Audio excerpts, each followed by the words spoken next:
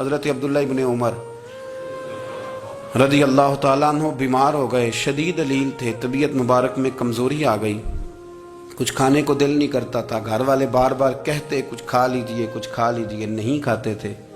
بالآخر حضرت نافع آپ کے غلام تھے، ان سے کہنے لگے کہیں سے مچھلی مل جائے نا تھوڑی سی میں کھاؤں گا، تو کہتے ہیں میں سارے مدینے میں ڈھونڈتا رہا، مچھلی نہ ملی، اگلے دن بھی ڈھونڈی تو نہ ملی، تیسرے دن بھی ڈھونڈی تو نہ ملی، تو فرمانے لگے یار بس چھوٹی سی خواہش ہے، کوئی فرض نہیں ملتی تو رہنے دے۔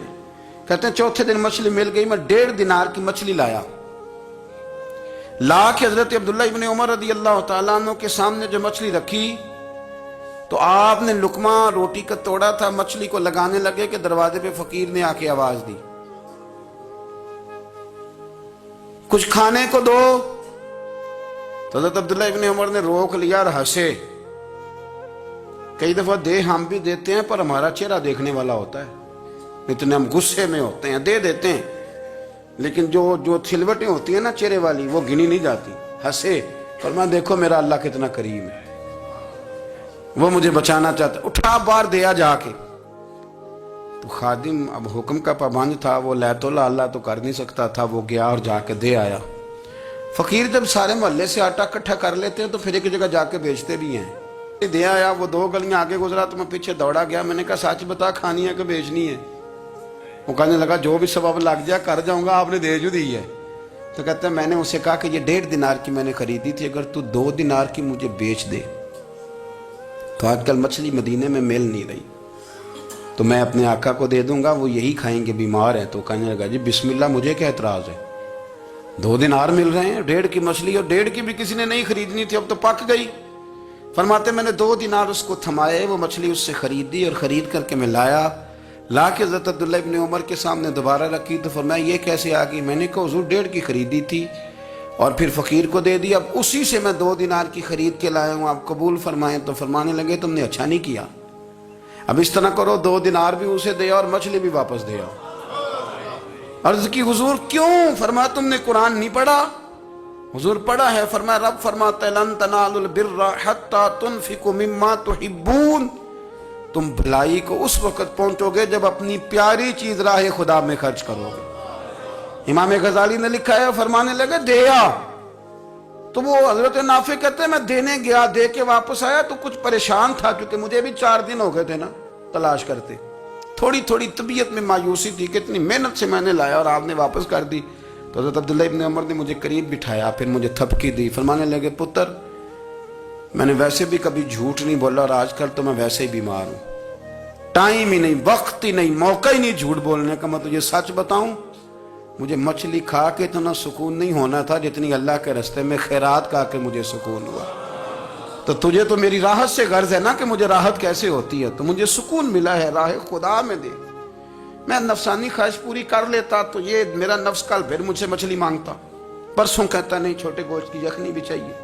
ہم لوگ الجھ گئے ہیں، بہت بڑے قیدی ہیں اپنے آپ کے، بڑے قیدی، سارا دن اپنی خواہشات کی تکمیل میں بھاگے رہتے ہیں، بڑے بڑے سونے نوجوان۔ میں ان پہ تنقید نہیں کرتا، مجھے ان پہ ترس آتا ہے، جب میں رات کے اندھیروں میں انہیں ٹیلی فون لے کے چوکوں میں کھڑے دیکھتا ہوں تو مجھے رحم آتا ہے۔ میں کہتا ہوں دیکھو نفس کی خواہش کے پیچھے یہ کیا مثلاً آخر کیا ہے اس میں، ایک عورت کے پیچھے تباہ کر لیا اپنے آپ کو، یعنی زیادہ سے یہ کوئی مقصود ہے، یہ کوئی مقصد حیات ہے جس کو مقصد بنا لیا ہے؟ میرے عزیز بات کو سمجھ لیں، اتنا خوبصورت آدمی ہے اور اتنا اس کا اونچا قد کاٹ ہے، اور کیا کس کے پیچھے یہ بھاگا ہوا ہے؟ بڑا سمجھدار، دانشور، عقل مند آدمی، ذی روح بندہ، لیکن اس کا سٹیٹس آپ یہ ملاحظہ کریں کہ وہ 20-40 ہزار کی خاطر جھوٹ بولتا ہے، دھوکہ دیتا ہے، فریب اور فراڈ کرتا ہے۔ ہم اپنی نفسانی خواہشات کے پیچھے اس طرح بھاگتے ہیں کہ ہم اصل سے رہ جاتے ہیں۔ میری باتوں کی سمجھ آ رہی ہے آپ حضرات؟ تھوڑا تھوڑا کر کے، ایک ایک کر کے ان کی باتیں کم مانیں۔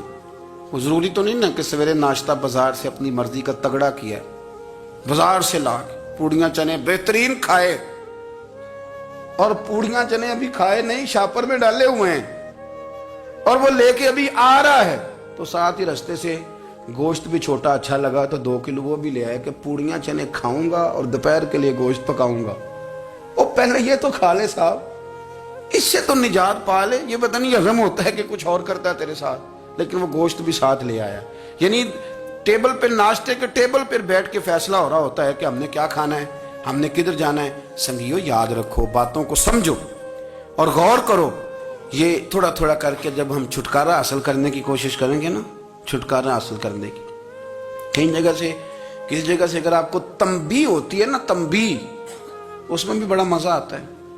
उसमें बड़ा, हमारे एक बुजुर्ग थे, तो एक दिन ना मैं गया तो कहने लगे अल्हम्दुलिल्लाह आज मैं बड़े सुकून में हूँ। मैंने कहा जी वो क्या हुआ? कहने लगे मैं अपने आप को बड़ा पीर साहब समझने लग गया था।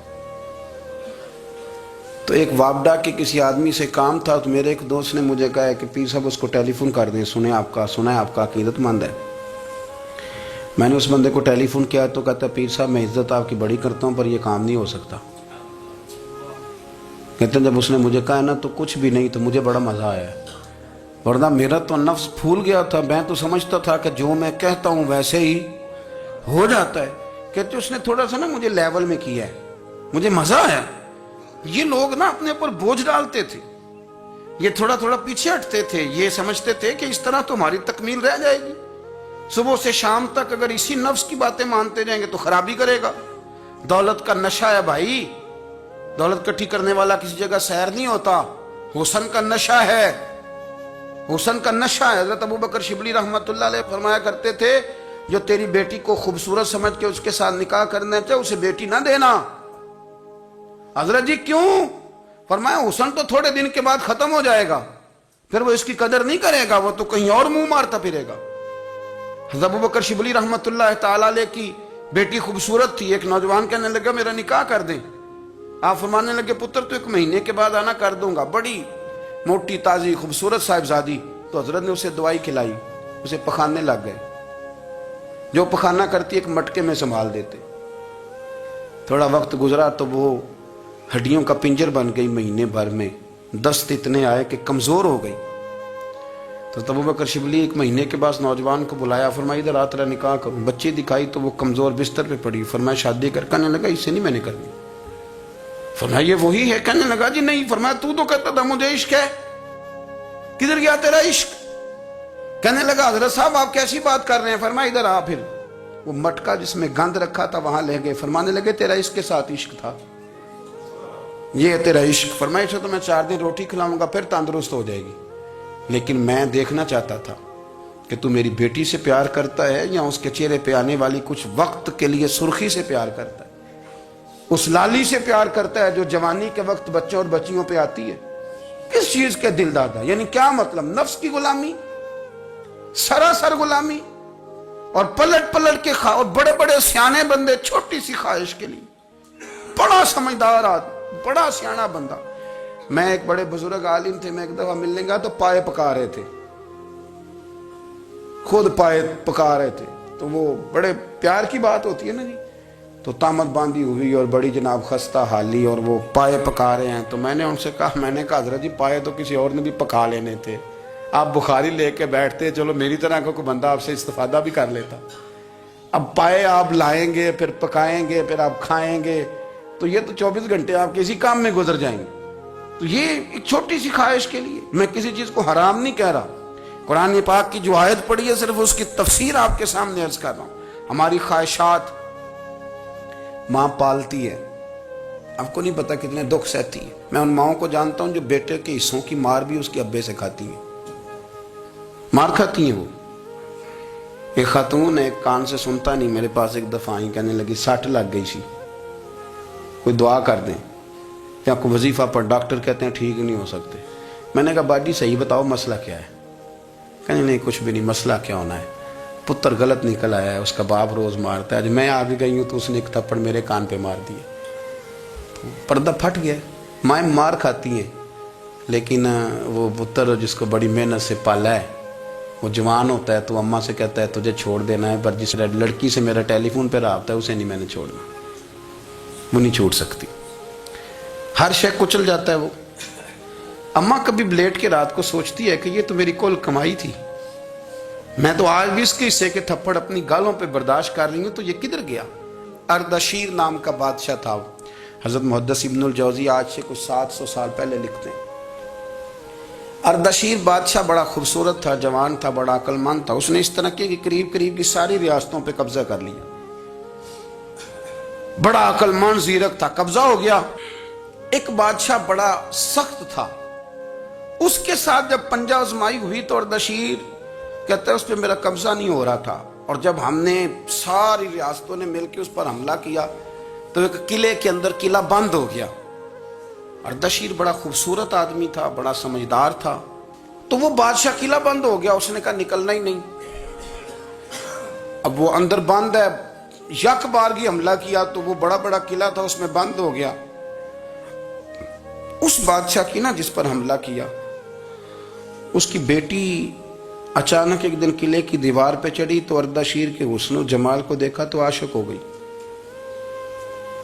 اور اپنے ہی باپ کے خلاف اسے کہنے لگی کہ اگر تو میرے ساتھ شادی کا وعدہ کرے نا تو میں تجھے رستہ بتاتی ہوں حملہ کرنے کا۔ اس نے کہا میرا وعدہ رہا، تو رستہ بتا۔ اس نے رستہ بتایا اس لڑکی نے، اور بادشاہ نے حملہ کیا تو اس کا باپ قتل کیا، اس علاقے پہ قبضہ کیا شادی کے وعدے پر۔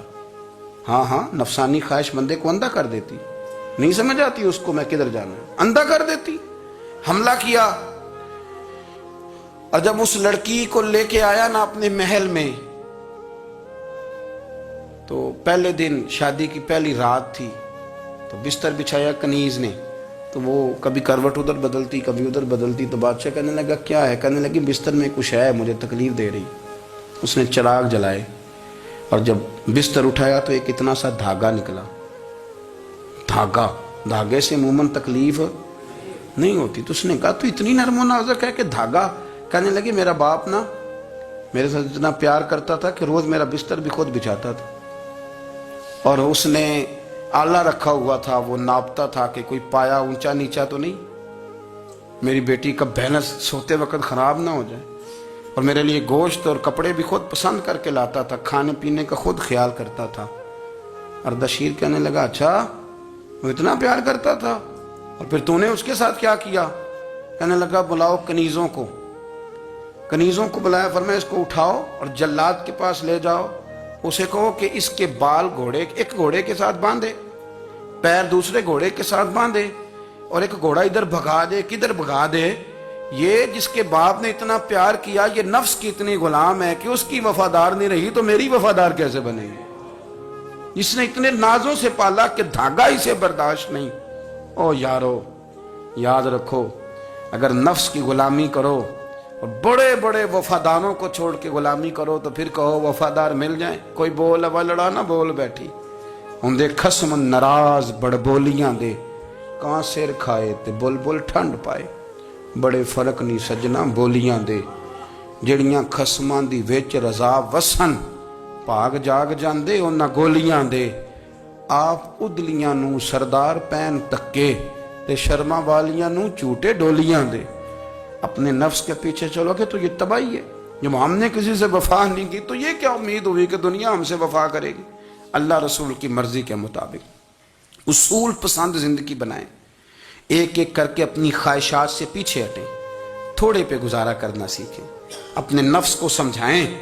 ضروری نہیں کہ روٹی ہر وقت مزے کے لیے کھائی جائے، کبھی کمر سیدھی کرنے کے لیے خشک روٹی بھی کھا کے دیکھو، کبھی سادہ کھانا اس پہ بھی اکتفا کرو، کبھی تھوڑا کھر کے اچھے طریقے سے سادے کمرے میں بھی اللہ کو یاد کر کے دیکھو۔